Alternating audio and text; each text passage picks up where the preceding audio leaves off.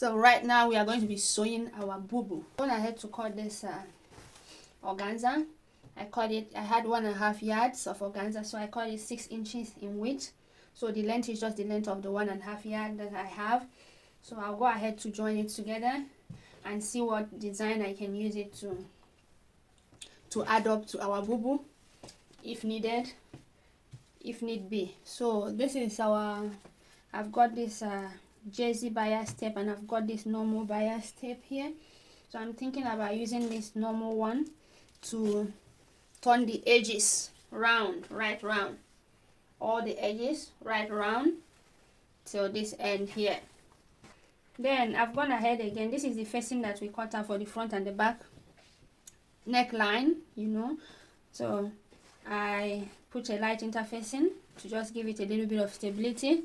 And I'll go now to my overlock, and to the overlocker I'm going to overlock right around the down part of the facing, the neck facing. So that's the first thing that I'm going to do. Let me do that and come back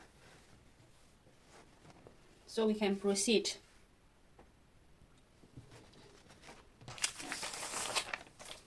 I've gone ahead to overlock, you see that, the edges here all round, and also there I've gone ahead to overlock it.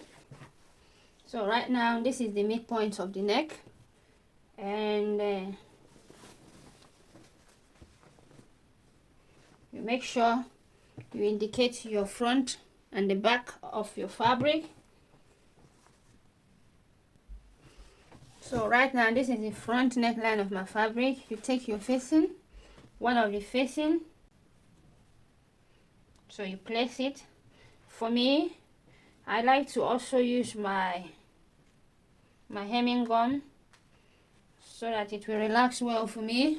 This hemming gum, they come in different sizes, but I have a 3/4, so I will sew along with it, so that by the time I go to iron and turn my neck facing to the wrong side, I'll have a clean finishing at the end of the day. So what do I do now? Go to the machine, sew round with whichever seam allowance that you gave at the initial time. So let's do this.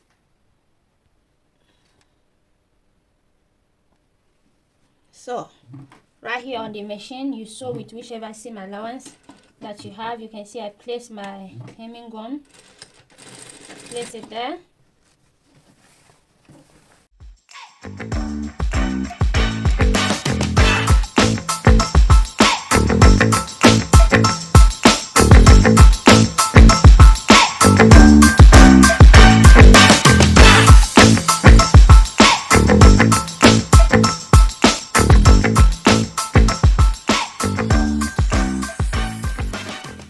So right now I'm top stitching.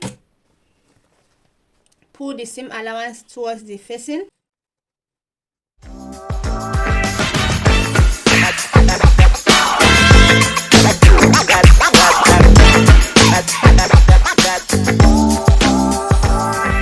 So guys, I'll bring in the other front and also sew the same way that I sewed this particular one. Then we proceed.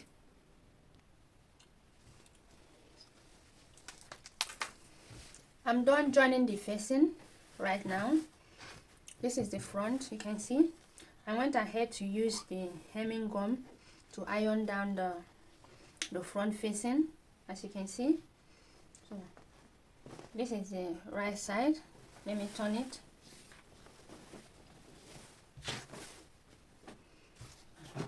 This is the right side of the front. Use the back to turn the front. So you place your fabric front to front like this, and you leave this main fabric of the back piece and use the facing of the back piece towards the front shoulder. So this is it, how you're going to be turning it. So you pin down. So it's just like the front is inside between the front is the whole front with the facing is inside between the back facing and the back borders, so to say. You see that? So I will pin down now. So I'm done pinning the way I showed you. So I'll go to sewing machine now and sew right straight away.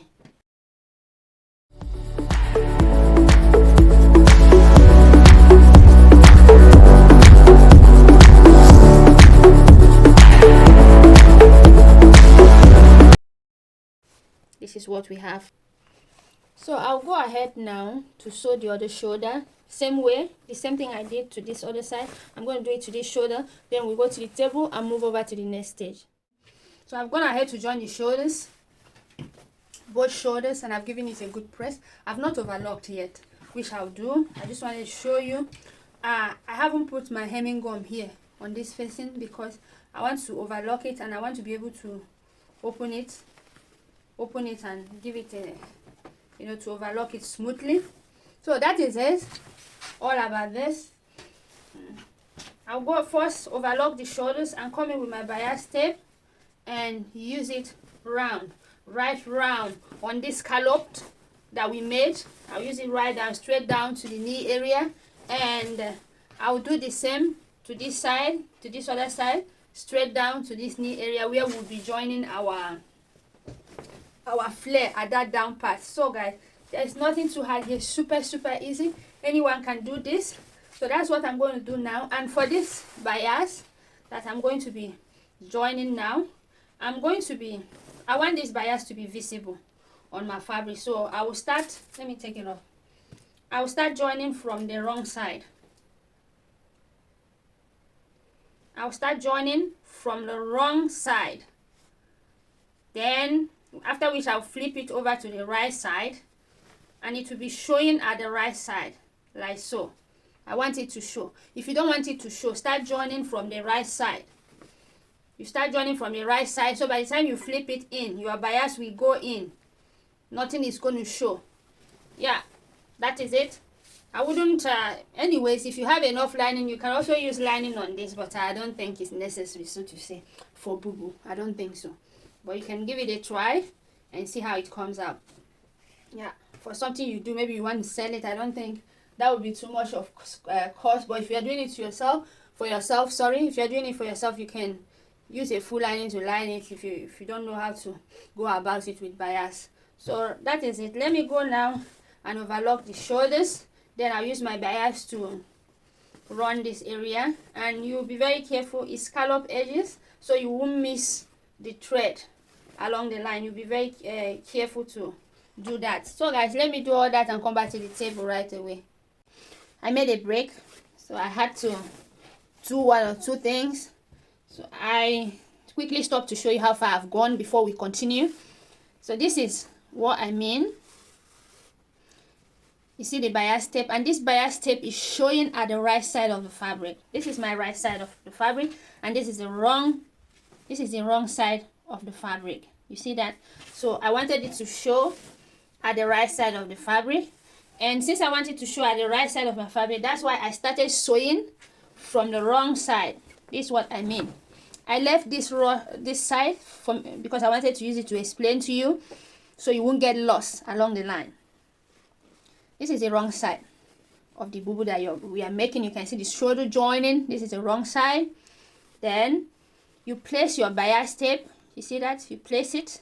So you know the bias tape has a way they fold it. They've already folded, I think, 2/5 of an inch, quarter of an inch. So I sewed with that very first 2/5 of an inch at the wrong side, right round. You see area where we went up by 2 inches. You start sewing right round to this other side. So after that, what you would do, please, if you're a beginner, I would advise you not to do this scallop design. I would advise you not to do this scallop design that I did, because it can be very it's doable. But if you are really a beginner, please leave the edges straight so that you just go with your bias tape and you're good to go. Because sewing this curvy edge, the scallop edge, yeah, can be very tricky. So if you don't really know how to do it, you may end up not having a clean finishing at the end of the day. So this is it. So right now, what will you do? You turn it to the right side.